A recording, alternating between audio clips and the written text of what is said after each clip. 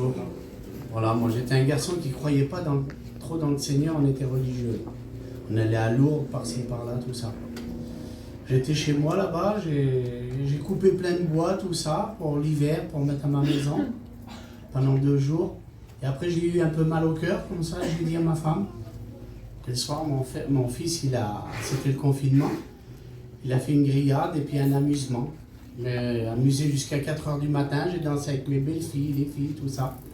Ma femme à la nuit, elle voulait me taper un peu. Vous avez vu, quand vous buvez un verre, les femmes, c'est méchant. Hein, celle-là, elle est costaud. Et enfin, bref. Et le lendemain, j'avais mal. Alors, je dis, Mado, j'ai mal encore. Elle a dit, t'as qu'à crever. Je t'amène pas à l'hôpital, je t'amène pas au docteur, rien du tout. Et après, l'après-midi, elle m'a amené quand même, fin de matinée, comme ça. Ça me serrait vraiment quand même. Alors, elle m'a amené au docteur. Le docteur, il a vu sur le truc, là, il dit, Monsieur Garbowicz, il dit, faut que vous allez à l'hôpital tout de suite. Ils vont vous faire une prise de sang pour voir ce que vous avez. Je dis, c'est grave, monsieur. Non, non, c'est rien, allez-y. Moi, j'ai été me prendre à manger, j'ai été manger chez moi, tout ça. Et après, j'ai été à l'hôpital et elle m'a posé devant elle. Oh, mais quand elle m'a posé, il y avait une ambulance qui m'attendait là. Voilà, le monsieur l'ambulancier m'a pris comme ça, il dit, montez dans le camion, vous êtes fou, non? Il dit, ça fait 1 heure qu'on vous attend. Vous êtes en train de faire un infarctus, monsieur. Je dis, non, on va vous amener à Annecy. Et il y a 80 km de chez moi. Alors il dit, on va vous mettre certainement un stent. Alors j'y téléphone, je dis, écoute, ils m'amènent avec l'ambulance, ils vont me mettre un stent. Alors elle a pris mes garçons et ils m'ont suivi. L'ambulance, il roulait à 200 à l'heure dans les pays. Je dis, bon, ils sont fous ces gradués. Je dis, monsieur, roulez doucement. Oh, vous les gitans, vous avez jamais peur de la vitesse. Oui, bien sûr, il penchait l'ambulance comme ça. Quelle peur dans moi. Alors, on a roulé jusqu'à Annecy, là. Et ils m'ont passé le cathéter. Mais avant de me passer le cathéter, les gradués m'ont fait une piqûre dans l'ambulance. J'ai fait l'infarctus du myocarde, le plus gros du monde. Le cœur, il a explosé carrément dans moi. Et là, ils m'ont mis sur un brancard. Ils ont dit surtout, il ne faut pas que vous bougez, rien du tout, monsieur. Je dis, pourquoi? Qu'est-ce qui se passe? Non, non, vous en faites pas, on va vous stabiliser. Et moi, j'ai pas peur, non. Je mourrai. Allez, ils m'ont amené dans l'hôpital, là, ils m'ont passé les cathéters. Il a dit, monsieur, les veines des jambes et tous vos veines sont bouchées à 96%. Vous avez fait une infarctus. Il ne voulait pas me faire trop peur, les gradués.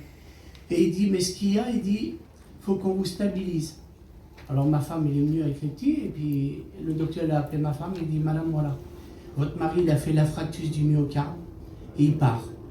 C'est fini pour lui. Parce que cet infarctus-là, normalement, on peut opérer en prenant les veines des jambes, tout ça. On a passé les doppler, tout, et il est bouché à 96%. On va essayer de le stabiliser, mais on ne vous promet rien. Alors, ils m'ont mis dans une chambre, et puis pendant 4 jours, ma femme m'a amené voir tout ça. Elle ne me disait rien. Et j'avais pas le droit de me lever, rien du tout. Et il y avait un vieux gardiot à côté de moi là. Je le levais comme ça, je le levais. Et ce vieux gardiot à minuit là, 4e jour, il est venu bleu comme ça et gros comme ça. Alors moi j'ai appelé l'infirmière, je dis madame venez voir. Mais vous vous levez monsieur. Je dis venez voir, il est en train de mourir mon voisin. Mais non. Voilà la gorge, le gardiot il est en train de m'érable. Alors je change, il dit on va vous changer de chambre. Il a le Covid votre copain là. Ah ouais. J'ai téléphone à elle. Je dis à minuit hein. Je dis viens vite me chercher, je meurs pas du cœur, je meurs du Covid. Mais non, il y a Rallo, elle dit. On a fait une réunion. Mon cousin est venu de Strasbourg, Antoine. Il a fait une réunion avec ma femme et mes enfants. Mais chez nous, il y avait des voleurs. Avec pas un baptisé, personne.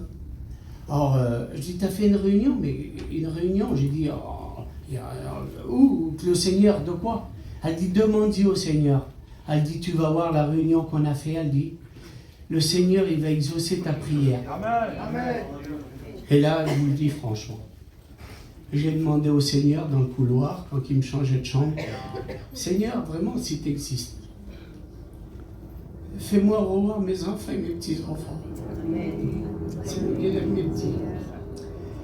Et là, j'ai rentré dans la chambre, et Joe, il était tout éclairé par des lumières de la chambre. Il était ouvert comme moi en deux là. Il y avait des valises avec du sang, des vilaines choses, et tous les piqueurs qui avançaient là. Parce que Joe, il a ouvert les yeux. C'était impressionnant, Seigneur, c'était impressionnant. Et il m'a regardé et dit, t'en fais pas, tu sais, on prie pour toi. Demain, tu verras tes enfants et tes petits-enfants. Mais à ton tour, quand toi, tu seras sorti de cette misère, quand tu seras opéré, tu prieras pour ceux-là qui sont plus malades et dépendants. Le lendemain, à 6h du matin, ils m'ont pris les gadgets, Quand il a dit, allez monsieur, on vous amène, j'ai dit non, je marche.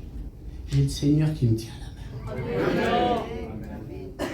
Je jure sur ce que j'ai de plus cher au monde. Moi, je ne croyais pas.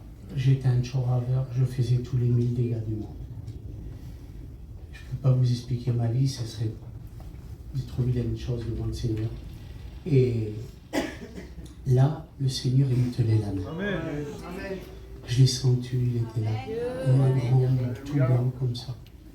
Et j'ai été, ils m'ont mis dans cette salle, la gardienne dit, oh monsieur, on va vous faire la péridurale. J'ai dit, madame, vous croyez que j'en ai besoin? Pensez à quelque chose de bien. J'ai dit, madame, vous voulez à quoi que je pense? Je pense au Seigneur, il est là, il me tient la main. Oh, c'est beau, monsieur, elle dit ce que vous dites.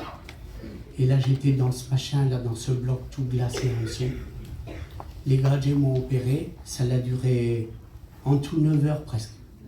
Et puis, plutôt de me faire 4 pontages, ils m'en ont fait 6. Avec qui ils m'ont pris les veines mammaires en dessous, là. Ils m'ont fait 6 pontages. Regardez, je suis là, je témoigne devant vous. Je ne croyais pas, moi, dans le Seigneur. Celui-là qui ne croit pas, il a qu'à juste lui demander au Seigneur. Sincèrement. Et vous verrez que le Seigneur, il est là, il est puissant. Maintenant, je prie tous les jours pour les gens qui sont malades, pour les petits handicapés. Et je vous dis franchement, jamais j'aurais cru que c'était si bien la vie chrétienne. Je laisse tout derrière moi et maintenant je suis avec le Seigneur. Le Seigneur vous bénisse.